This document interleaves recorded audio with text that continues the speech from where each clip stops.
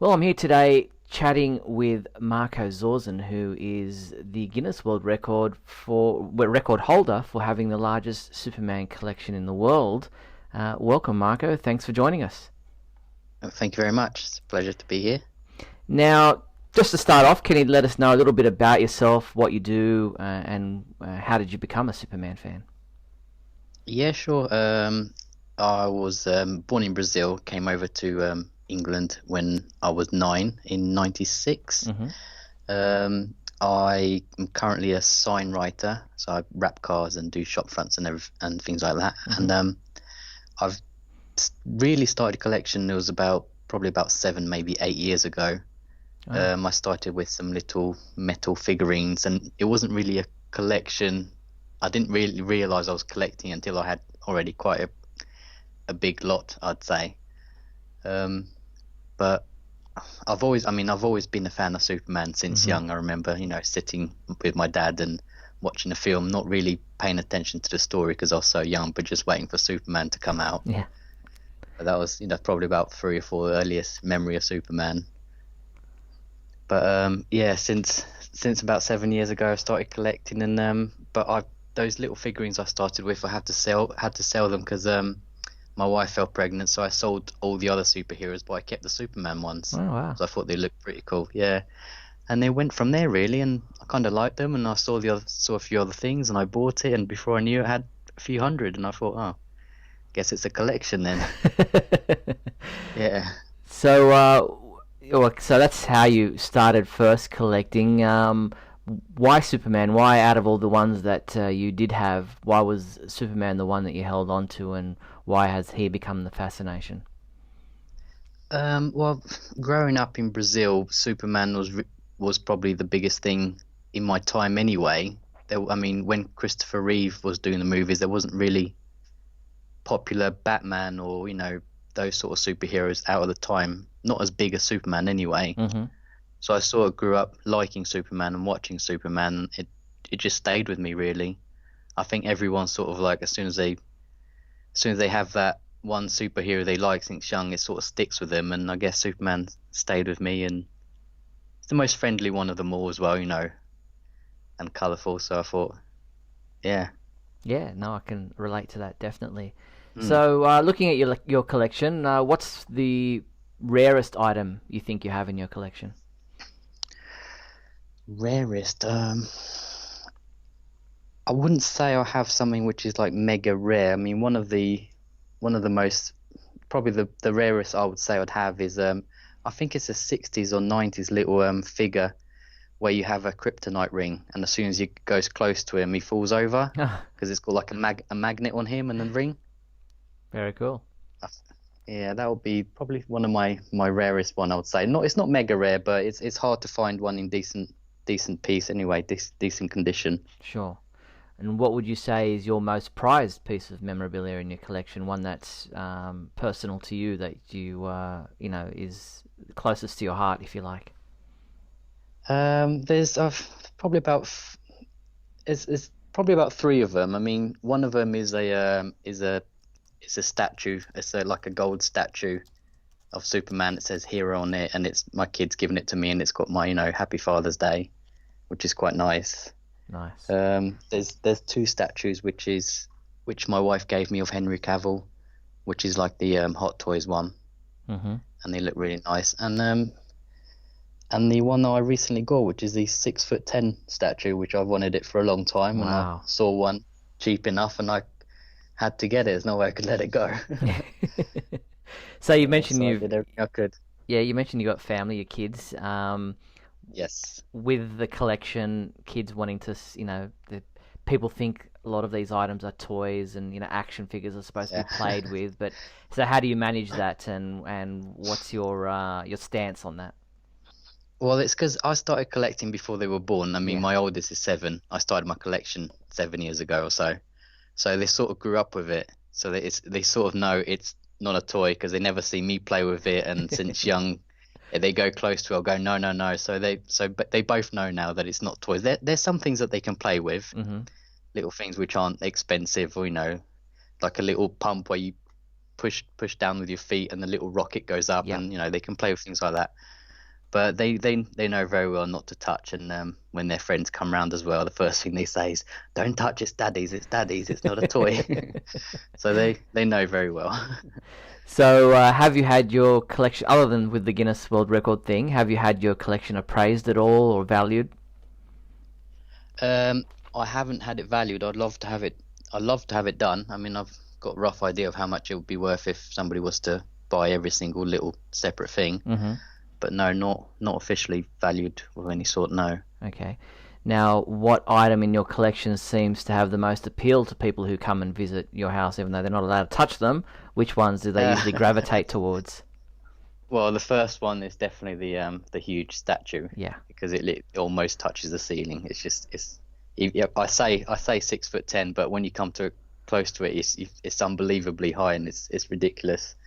So that's the one people look at the most. And then I've got a nice display cabinet which has got the best statues in, with some lights all around it. So that's people go for as well. Enjoy looking at the most. Yeah. It's very detailed. Yeah, I can imagine. Now, what was the most difficult piece to obtain? Was there one that you were like, I need to get this, and it's hard to find, or was it a difficult purchase? That's a hard question, really. I mean, I wouldn't say there's anything difficult. If there's something I see and I want, I tend to go and get it, even if I don't have the money, which is is wrong to do, really. But if you've gone this far, it's hard to stop sometimes. Mm-hmm. But I mean, I've got about 7 or 8 autographs. I suppose they've been hard work, having to go to London to Comic Cons, and I've travelled as far as 4 hours to look, to go and meet someone, and they cancel, and then I've got to go somewhere else. And so I suppose the autograph has been the most hard work to get. Mm-hmm. But it's been it's been rewarding, because obviously it says to Marco on every single one of them, and I don't plan on selling them in the future at all. Yeah. So they're the ones I probably enjoy looking at the most as well. For sure. Now, do you currently read the Superman comic books? Are you a fan of the the ongoing series that are in the comics at all? I mean, I've not been a huge fan of the comics, for ages. I mean, I've tried to start in the New 52 one, but I can't get into the comics as much as the collection sort of thing. But I do have probably about 300-400 comics, and I do look through them. But in regards to reading them, I'm probably not as big a fan as most people out there are. Yeah. Now, what about the current Supergirl TV series? Do you watch that? No, we don't. I mean, on TV here, is you don't get much of that going on. I'd have to go online, and it's just with the hours that I work with the kids that I got, I hardly have any time at all. As you can see, I'm having to speak to you at this time of night. Yeah. Probably early in the morning for you, isn't it? Yeah, it's early in the morning here, Yeah. but these are the things we have to do in the world of the time of the internet with all the different time Exactly. differences. But yeah, that's fair enough. It's not easy. But I'm mainly the memorabilia fan and Yeah. the movie fans, and things, that's my liking. Yeah, no, that's fair enough too. Now, how did the whole Guinness World Record thing come about? Did you contact them? How did that process start? Well, I've got a friend who's helped me out a lot, Gary James, and he's given me a huge amount as well, from his old stuff. And he was like, "Oh, Marco, you got to be getting close to a world record." And I was like, maybe I'll go and search it up. And it turned out I was probably about, I don't know, maybe 200-300 away. Mm-hmm. And that was in 2015, mid 2015 to the end of 2015. And I was like, "Oh, I'm so close." And then I've got almost every single Guinness World Record book, so I've always been a fan. And since 14, my mum says, "Oh, I remember you saying you wanted to be in the book," and I thought, "Oh, maybe this is my chance." So 2015, I was buying like crazy, and then in February 2016, I counted all up, and I broke the record. So I contacted Guinness, and I had to fill in so much paperwork, and in the end, I saw the website change my name, which was fantastic. It was a great feeling. Yeah, I can imagine that must be a special feeling to have one, your collection recognized, and then you have your name in Yeah. such a iconic thing as the Guinness World Records book. So Exactly, yeah. fantastic. Now, no disrespect to your collection, because being involved in the world of Superman for so long myself, and while I have a collection that's pretty sizable myself, it's probably nowhere near the size of yours, and I haven't had a chance to sit down and count every single item. But I do know of collectors and people who are involved in the world of Superman who have very large Superman collections, and people would have I know fans who probably have comic books that are larger than the collection that that you have as far as individual issues. Yes. Is it simply a matter that people haven't got their collections appraised by the Guinness World Record people and therefore aren't recognized as being the largest collection? If they do have more items in their collection than say yours is. Yes, that's one of the things. I mean, I've seen plenty of videos on YouTube and Superman collection videos, and some people have a whole room filled of Superman stuff, and I think, oh, maybe he's got more than me. But the other thing as well, sometimes the collection looks a lot bigger than people think they are. Yeah. And to get to 1,500 is a lot of stuff. I mean, I had 2 cabinets, and we thought we must have nearly 1,000. We counted, it was about 300-400 items. And when you look at something, it's all put together, you think, oh, you must have a lot. And sometimes people might have counted and thinking they got loads, and it doesn't actually add up as easily as they think it does. But yeah, I'm sure there are people who are close, or maybe even gone past, and they just haven't thought of the idea of counting it all up and going for the record. Yeah, no, well, more power to you for doing that, because that's having. I mean, I look at my collection and I think to myself, I wouldn't even have the patience to sit down and try to count every single one of them. So how did you manage that? Did you have a database to start with? It's a long process. It's very tiring. It's definitely a few days' work. You have to count every single item. You have to take a picture of every single individual item and record what they are. And to get the record, you have to get somebody to count every single item in front of the video. And you can't edit the video, and you can't go away from them counting. So the video has to see them pointing to every item. It was about a 35-minute video, and it's a lot of paperwork. It's a lot of work, and it's maybe that's why it puts people off going for the record. Would you do it again if you had to? I'm kind of hoping I'll keep it for about a year or two. If somebody breaks it, then it gives me a long break, to have to do it again. But I think, if somebody breaks it, I'll give them their chance, a little bit, time. I won't count again for another year or two at least. It's that tiring. So does that? Plus, I've just redone the whole shelf. I don't want to take it all out again. I just all the lights on it, and it's a nightmare. Yeah. Would that include individual comic book issues?